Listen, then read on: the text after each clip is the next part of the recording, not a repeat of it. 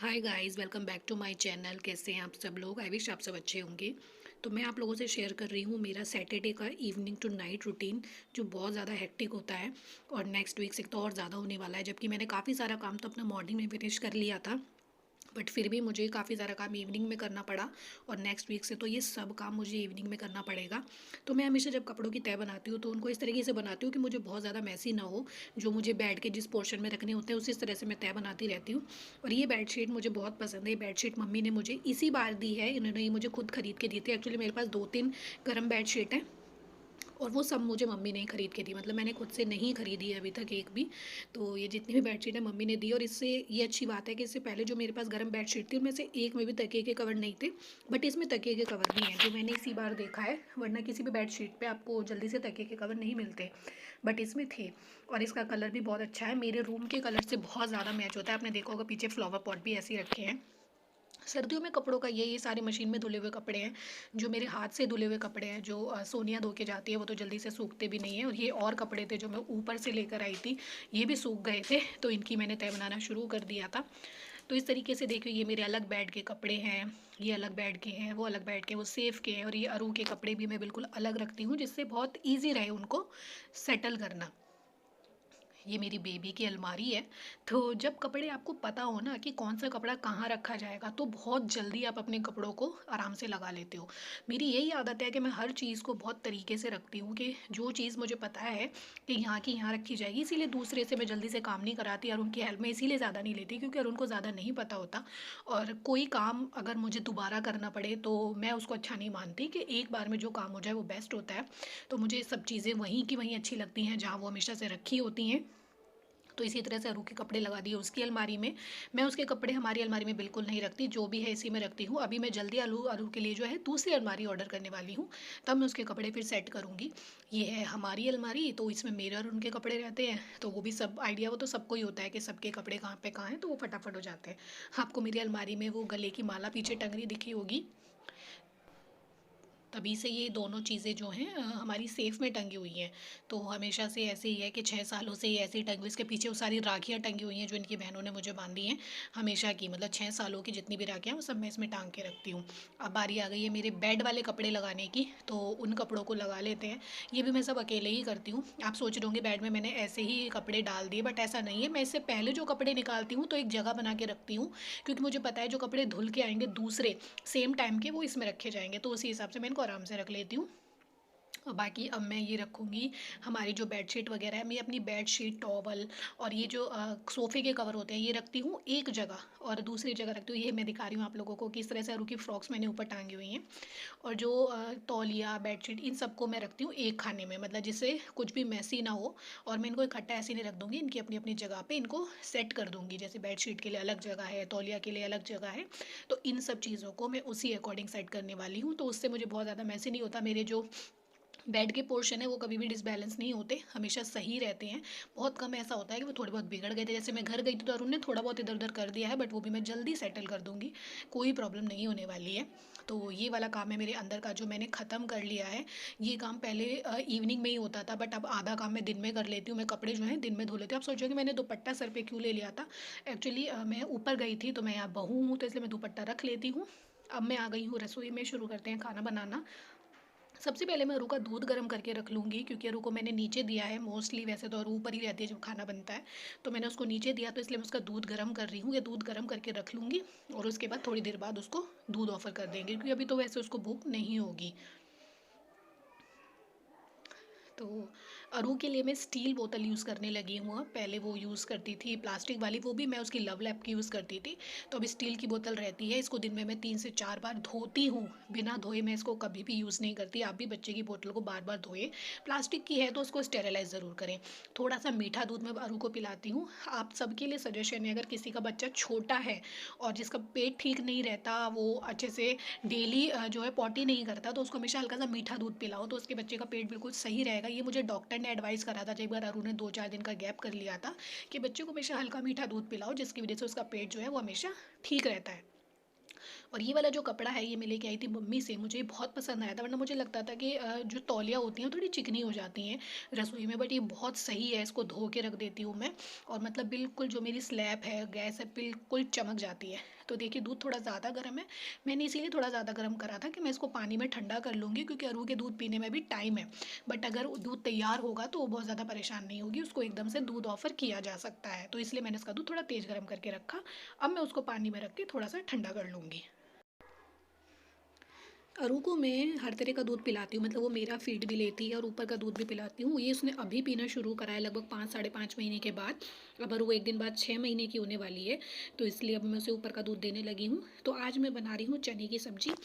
एक टिप जो मैं आप लोगों से शेयर करना चाहती हूँ, जो भी लेडी है, जो भी खाना बनाती हैं, कभी भी किसी भी सब्ज़ी को सिर्फ एक तरीके से ना बनाएं।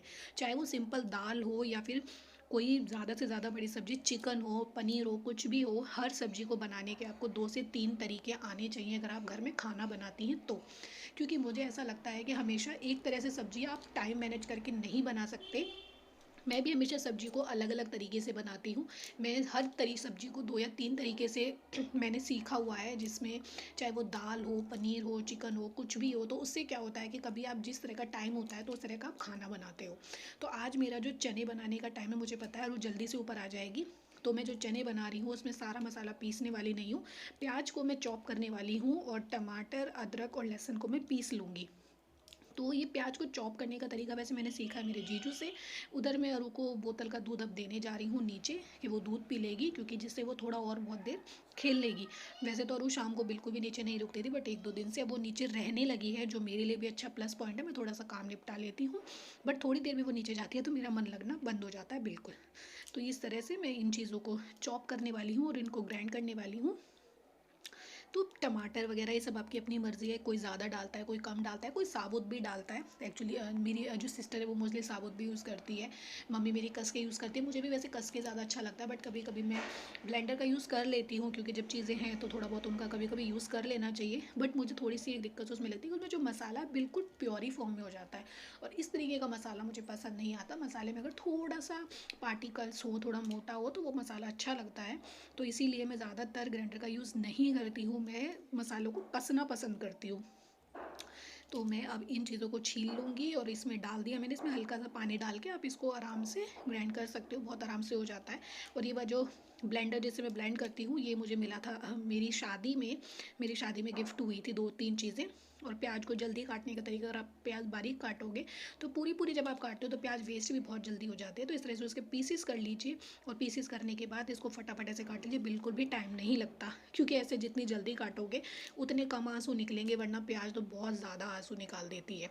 पता नहीं क्या है इसका।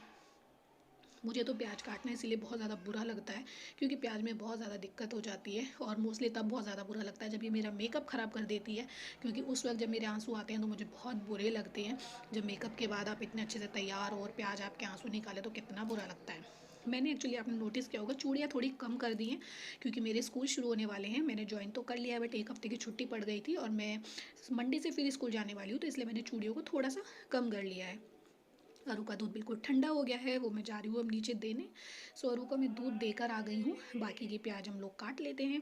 प्याज आप ज़्यादा करोगे तो सब्ज़ी में हल्की सी स्वीटनेस आएगी, जो अच्छी लगती है किसी किसी सब्ज़ी में। अगर आप चिकन में भी प्याज इस तरह से काट के डालो, जैसे मेरे जीजू डालते हैं, तो थोड़ी स्वीटनेस आ जाती है। बट जिनको बहुत चटपटा अच्छा लगता है वो प्योरी फॉर्म में बना सकते हैं। और मैं भी वैसे तो प्योरी बनाती हूँ, मैं कभी भी चिकन में काट के नहीं डालती। अब तो चलो चिकन में बनाती ही नहीं हूँ, पर जब बनाती थी तो मैं काट के नहीं डालती थी। अब मैंने काट के कुछ सब्जियों में डालना शुरू कर दिया, लाइक राजमा, छोले, चने। तो ये मैंने प्योरी तैयार कर ली। ये है मेरी प्याज कटी हुई। आप सब्जी छौंकना शुरू करते हैं। पहले चने अपने देख लेते हैं चने उबल गए या नहीं उबल गए।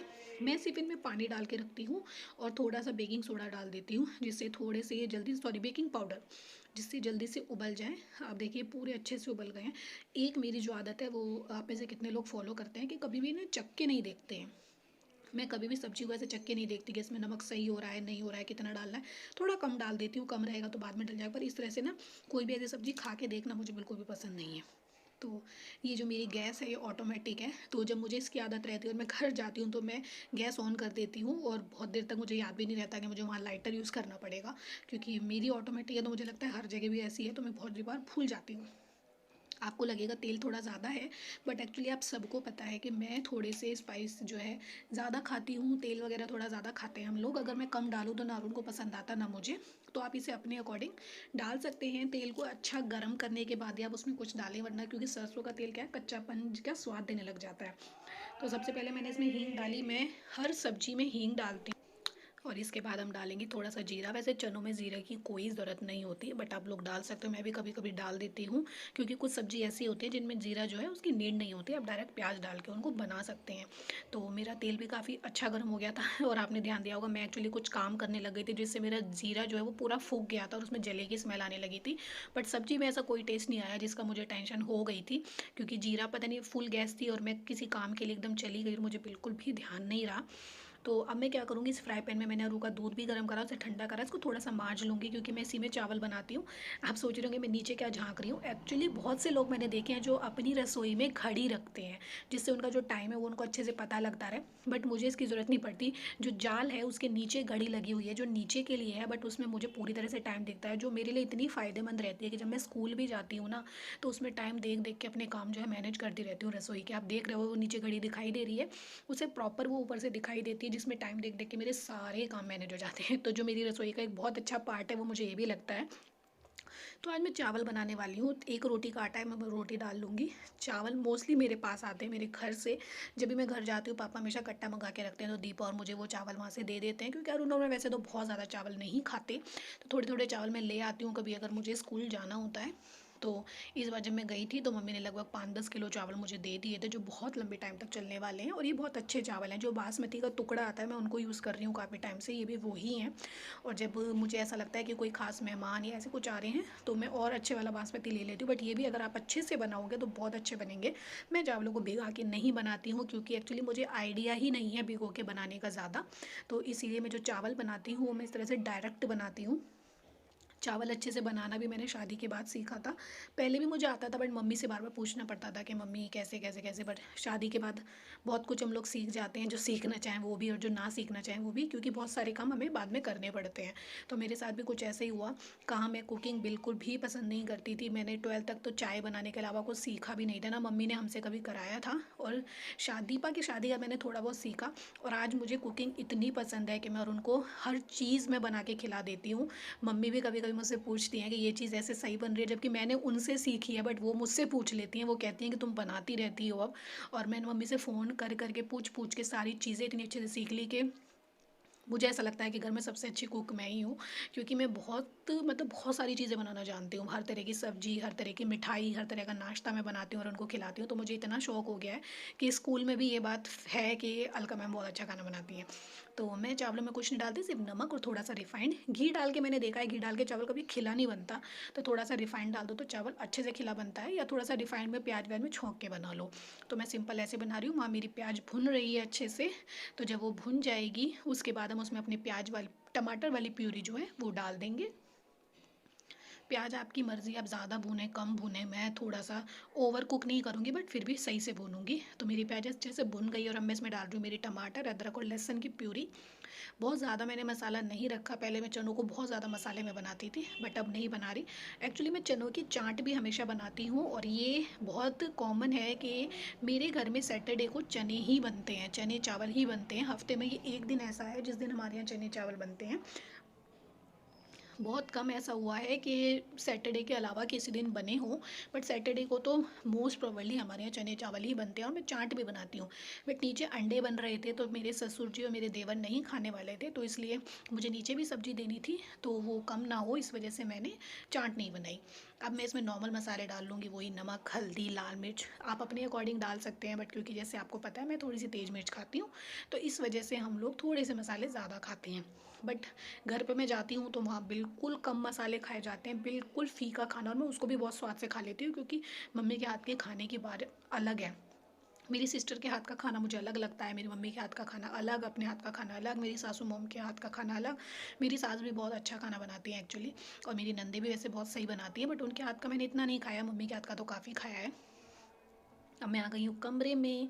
और ये जो डायपर हैं ये सादिका के चाचू उसके लिए लेकर आए थे। आप सोच रहे होंगे सादिका कौन? एक्चुअली अरू का जो नाम है सादिका वो उन्होंने ही रखा था। वो डिफेंस में है और इसलिए उनको कैंटीन का कार्ड मिला हुआ है, तो वो अरू के डायपर वगैरह वो कैंटीन से ले आते हैं। और कभी अगर ना मिल पाते तो हम खरीद लेते हैं। मतलब पहले तो हम खुद से ही खरीदते थे, बट उन्होंने बोला कि कैंटीन में डायपर हैं, तब से हम लोग डायपर वहाँ से लेने लगे। सो गाइस ज़रू आ गई है। मैं उसको नीचे से ले आई थी, एक्चुअली मम्मी उसको बाहर ले गई थी इसलिए मैं नीचे से ले आई, क्योंकि बाहर उसके हिसाब से भी ठंड है। तो अब उसका टाइम है कि उसका डायपर चेंज कर देते हैं। मैं उसका डायपर बहुत टाइम तक नहीं बांधे रखती हूँ, थोड़े ही टाइम के लिए मैं उसका डायपर रखती हूँ, क्योंकि मुझे ये लगता है कि डायपर चाहे भीगे चाहे ना भीगे एक सर्टेन टाइम में आपको उसको चेंज कर देना चाहिए, अगर आप अपने बच्चे की हेल्थ प्यारी है तो। अरे वो गर्मी में हुई थी तब भी मैंने उसको प्रॉपर डायपर पहनाया और आज तक कभी उसको रैशेज़ नहीं हुए। ये जो जर्सी है उसकी नानी ने बनाई है। बाजू भी थोड़ी सी बड़ी अरू के हिसाब से, अरू नेक्स्ट ईयर भी इसको पहन लेगी, पर बहुत सुंदर है और उसमें बहुत अच्छी लगती है, क्योंकि येलो कलर जो है अरू पे बहुत जचता है। स्वरू रेडी हो गई है, मैंने उसका डायपर वगैरह चेंज कर दिया। वो भी थोड़ी सी क्रैंकी हो रही थी क्योंकि उसको फीड चाहिए था। वैसे उसने बोतल का दूध पी लिया था, बट मेरे पास आती उसको लगता है कि वो फीड ले और थोड़ी सी नींद में है। वो सिर्फ उसकी जो वेकअप विंडो है वो 2 घंटे की है, उससे ज़्यादा वो नहीं जगती। तो इसी तरह से मैं अरू को लेकर रसोई में काम करती हूँ। देखिए इस वक्त उसने मेरे बाल पकड़ के खींच लिए थे, और बहुत ज़्यादा तेज़, क्योंकि अब उसके नाखून भी हो रहे हैं जो मैंने नाइट में काटे थे। जब मुझे टाइम मिलता है एक्चुअली, अब तो वो ग्लव्स पहने रहती है ना, तो इसलिए पता ही नहीं चलता। बट आज उसने ग्लव्स बार बार निकाल रही थी और जर्सी की बाजू बड़ी थी, तो मैंने ग्लव्स उसके हटा दिए थे। इसी तरह से उसे गोद में ले लेके जो है मेरे सारे काम हो जाते हैं, कोई ऐसी दिक्कत नहीं होती। और आप उसकी आंखों को देखिए, उसके जो काजल है उसकी दादी ने लगा दिया था। इतना काजल मैं उसके कभी नहीं लगाती, क्योंकि उसका फेस छोटा है, अगर इस तरह से उसके काजल लगाओ तो अच्छा नहीं लगता। और मैं इस तरह से मसाले को सूंघ रही थी एक्चुअली, क्योंकि मुझे सूंघ के मसाले का पता करना ज़्यादा पसंद आता है। तो अरू ये सो गई है। दिन में अरू का बेड में नहीं लगाती हूँ, नीचे मेरी बेडशीट जो है वो गर्म ही है, उसके ऊपर मैं उसका कंबल बिछा के उसको सुला देती हूँ। रात में मैं उसका प्रॉपर बेड लगाती हूँ जिस पे वो आराम से सो पाए और ऐसा उसको कोई प्रॉब्लम ना हो। तो यहाँ मैं अरू को सुला दूँगी, और अब जो मेरा काम है मेरा फेस वॉश करने का वो मैं कर लूँगी।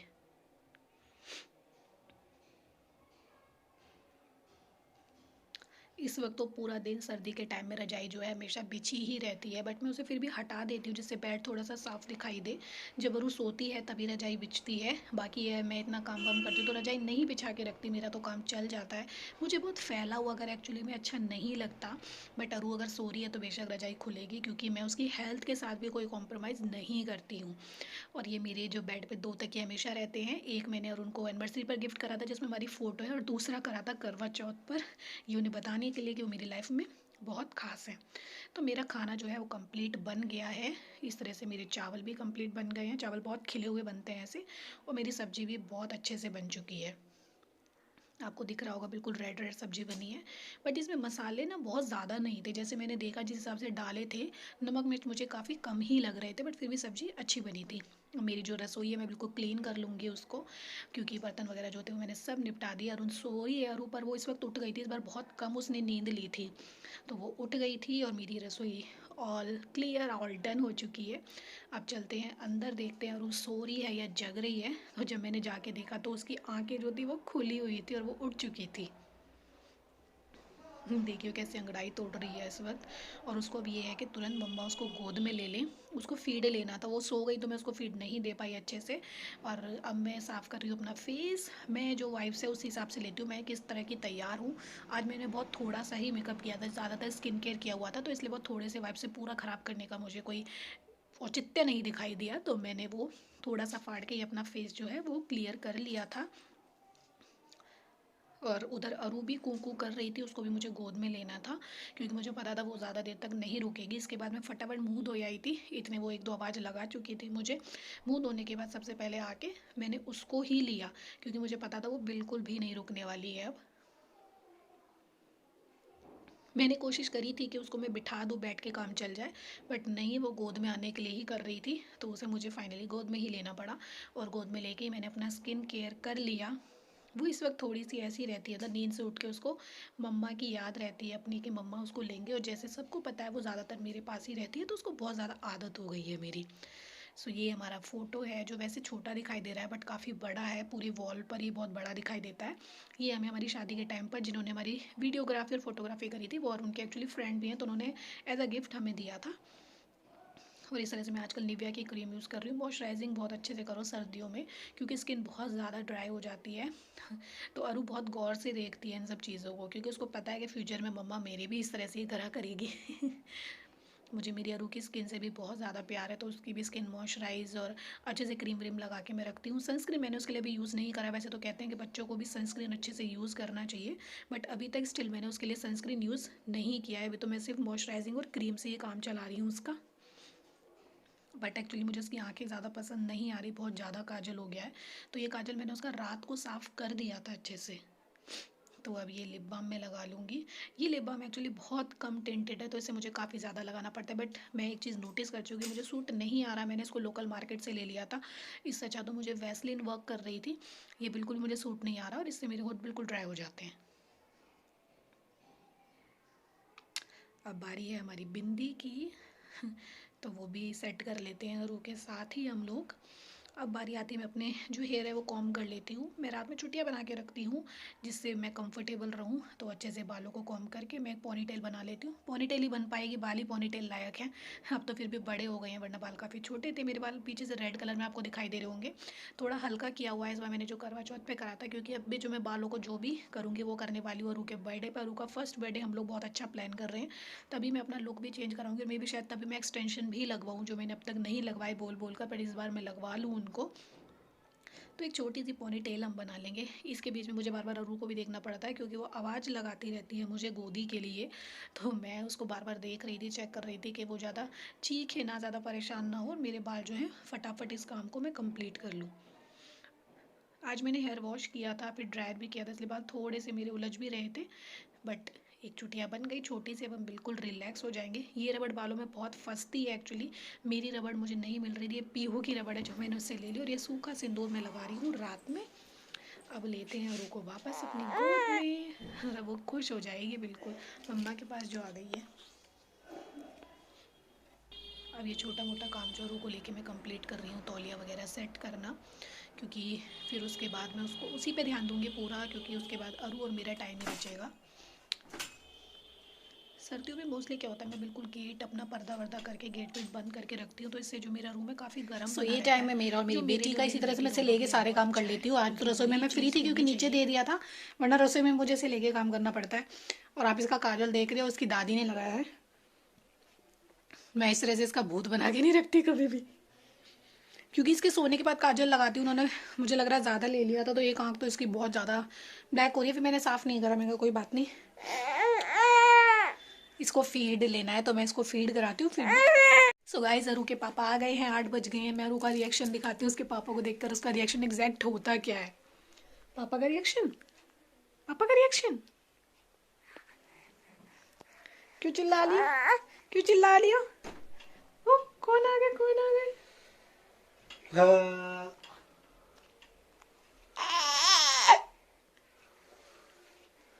हाँ हाँ, क्या कर रही हो, क्या कर रही हो, क्या कर रही हो बाबू, क्या कर रही हो बाबू, बाज बाज बाज।